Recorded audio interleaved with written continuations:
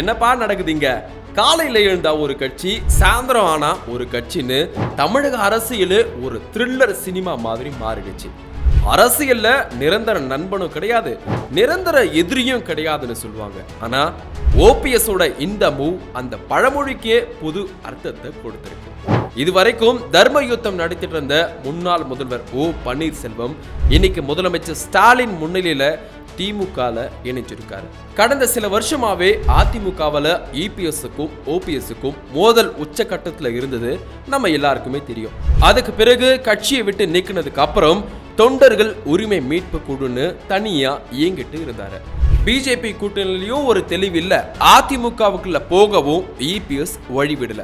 இந்த நிலையில தான் திராவிட மாடல் 2.0 பிளானோட இருக்கிற திமுகவில் ஐக்கியமாகிற முடிவை ஓபிஎஸ் எடுத்திருக்காரு. இனி ஓபிஎஸ் ஓட அரசியல் பயணம் எப்படி இருக்குன்னா, ஓபிஎஸ் திமுகவுக்கு போனது கண்டிப்பா தென் மாவட்டங்கள்ல குறிப்பா தேவர் சமூக வாக்குகள்ல ஒரு தாக்கத்தை ஏற்படுத்தும். இது அதிமுகவோட கோட்டையை பலவீனப்படுத்தும்னு திமுக நம்புது.